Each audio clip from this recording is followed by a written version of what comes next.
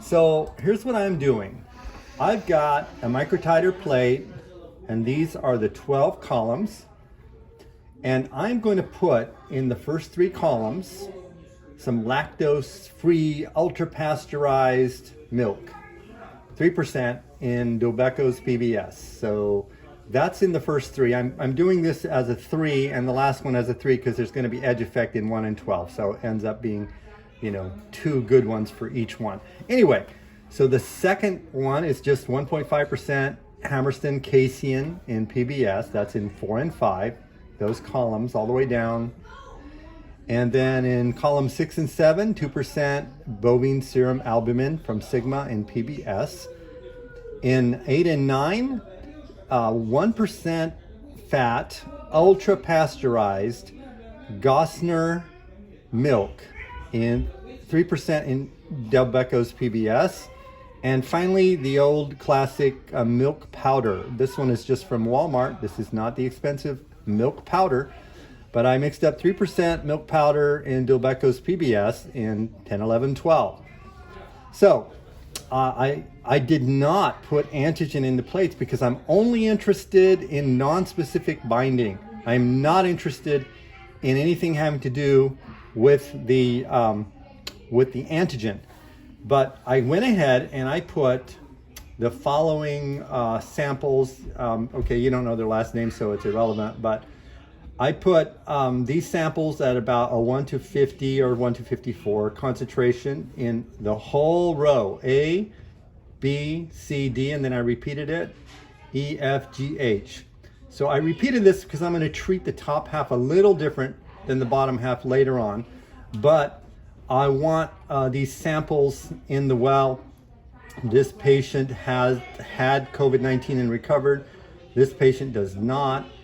And has not. This patient has had it and recovered. This one does not.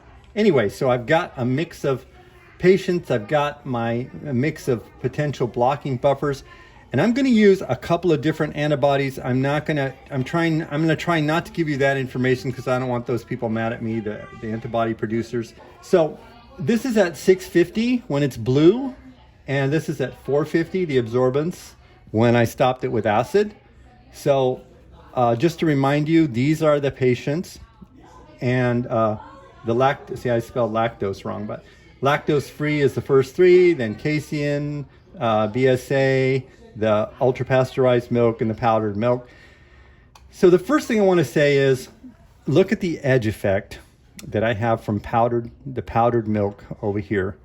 These are pretty high absorbances to get. Actually, just to show you what that looks like for one person.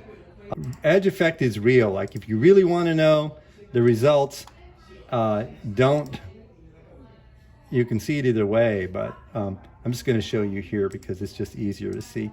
Look at the absorbance I'm getting on the edge, on the right edge, just because my shaker is different on one edge than the other. But this is huge. I mean, that's a lot of absorbance to get. That's background. There's no antigen there. So don't use the edge. Why would I want to mess with this kind of background when I can have this kind of background? Hardly any background. So let's see which ones give us the best results. I'm gonna get rid of this.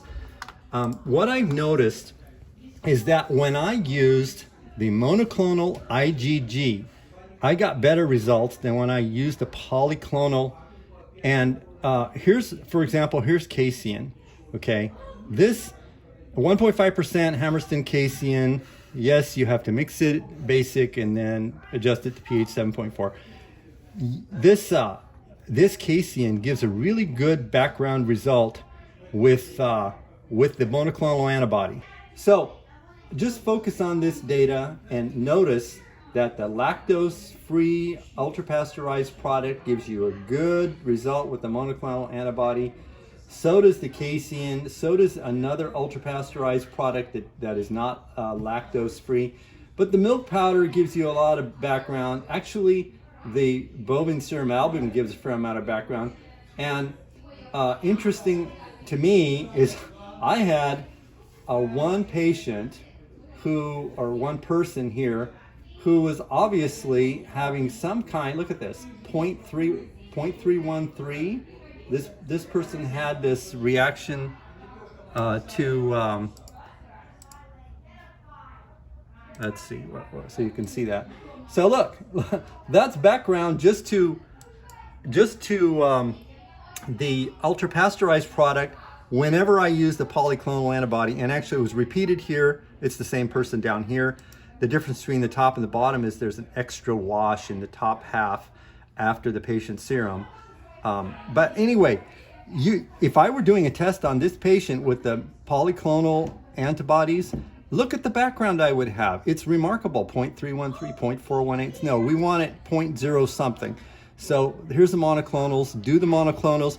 You can test this out on your own to see which is working out for you. But if you want to use the polyclonal antibody, I say go over here and look at the lactose-free 1% milk product, because it's even less than bovine serum albumin. And if you add the extra wash in here, it'll come down much closer to 0.1. So anyway, those are the secrets of the day.